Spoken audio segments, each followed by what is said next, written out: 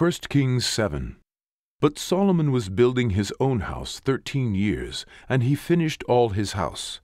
He built also the house of the forest of Lebanon. The length thereof was 100 cubits, and the breadth thereof 50 cubits, and the height thereof 30 cubits, upon 4 rows of cedar pillars, with cedar beams upon the pillars.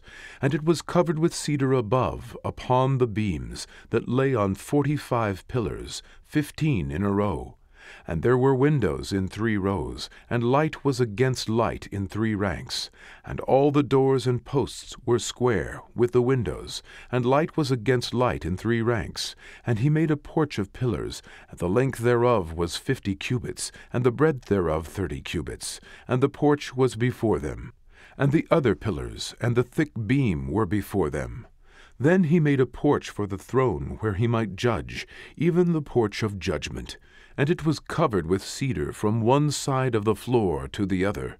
And his house where he dwelt had another court within the porch, which was of the like work. Solomon made also an house for Pharaoh's daughter, whom he had taken to wife, like unto this porch. All these were of costly stones, according to the measures of hewed stones, sawed with saws, within and without, even from the foundation unto the coping, and so on the outside toward the great court. And the foundation was of costly stones, even great stones, stones of 10 cubits, and stones of 8 cubits. And above were costly stones, after the measures of hewed stones and cedars. And the great court round about was with 3 rows of hewed stones, and a row of cedar beams, both for the inner court of the house of the Lord, and for the porch of the house. And King Solomon sent and fetched Hiram out of Tyre. He was a widow's son of the tribe of Naphtali, and his father was a man of Tyre, a worker in brass, and he was filled with wisdom and understanding, and cunning to work all works in brass. And he came to King Solomon, and wrought all his work. For he cast 2 pillars of brass, of 18 cubits high apiece, and a line of 12 cubits did compass either of them about. And he made 2 chapiters of molten brass, to set upon the tops of the pillars. The height of the one chapiter was 5 cubits, and the height of the other chapiter was 5 cubits. And nets of checker work, and wreaths of chain work, for the chapiters which were upon the top of the pillars, 7 for the one chapiter, and 7 for the other chapiter. And he made the pillars, and 2 rows round about upon the one network, to cover the chapiters that were upon the top, with pomegranates. And so did he for the other chapiter. And the chapiters that were upon the top of the pillars were of lily work in the porch, 4 cubits. And the chapiters upon the 2 pillars had pomegranates also above, over against the belly which was by the network, and the pomegranates were 200 in rows round about upon the other chapiter. And he set up the pillars in the porch of the temple, and he set up the right pillar, and called the name thereof Yahin. And he set up the left pillar, and called the name thereof Boaz. And upon the top of the pillars was lily work, so was the work of the pillars finished. And he made a molten sea, 10 cubits from the one brim to the other.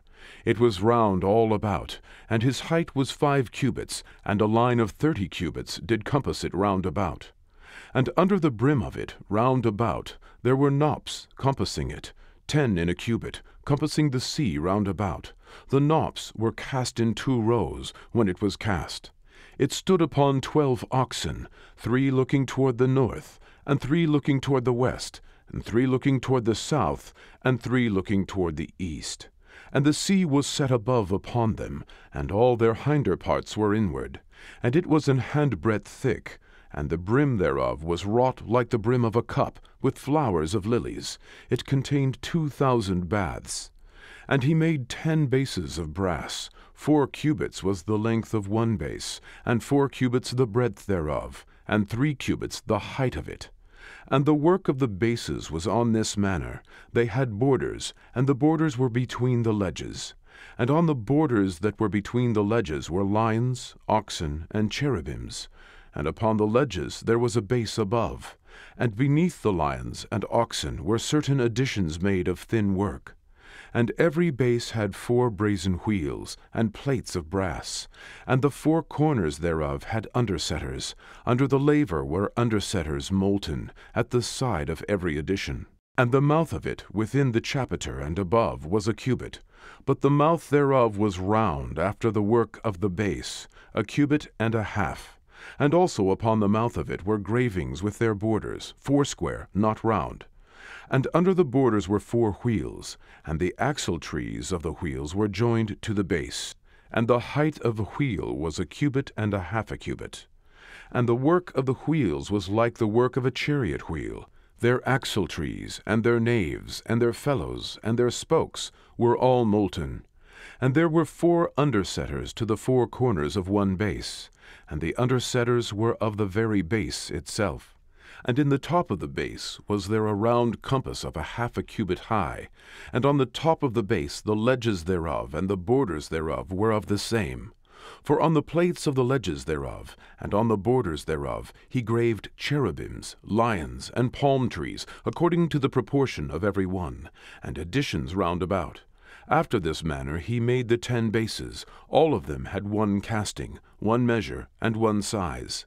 Then made he 10 lavers of brass. 1 laver contained 40 baths, and every laver was 4 cubits, and upon every one of the 10 bases 1 laver.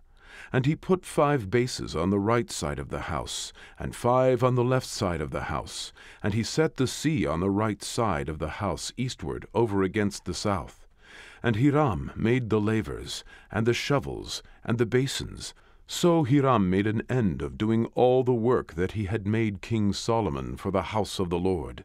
The 2 pillars and the 2 bowls of the chapiters that were on the top of the 2 pillars, and the 2 networks to cover the 2 bowls of the chapiters which were upon the top of the pillars, and 400 pomegranates for the 2 networks, even 2 rows of pomegranates for 1 network, to cover the 2 bowls of the chapiters that were upon the pillars, and the 10 bases, and 10 lavers on the bases, and 1 sea, and 12 oxen under the sea, and the pots, and the shovels, and the basins, and all these vessels which Hiram made to King Solomon for the house of the Lord were of bright brass. In the plain of Jordan did the king cast them, in the clay ground between Sukkot and Zartan. And Solomon left all the vessels unweighed, because they were exceeding many, neither was the weight of the brass found out. And Solomon made all the vessels that pertained unto the house of the Lord, the altar of gold, and the table of gold, whereupon the showbread was. And the candlesticks of pure gold, 5 on the right side, and 5 on the left, before the oracle, with the flowers, and the lamps, and the tongs of gold, and the bowls, and the snuffers, and the basins, and the spoons, and the censers of pure gold, and the hinges of gold, both for the doors of the inner house, the most holy place, and for the doors of the house, to wit, of the temple. So was ended all the work that King Solomon made for the house of the Lord. And Solomon brought in the things which David his father had dedicated, even the silver and the gold and the vessels, did he put among the treasures of the house of the Lord.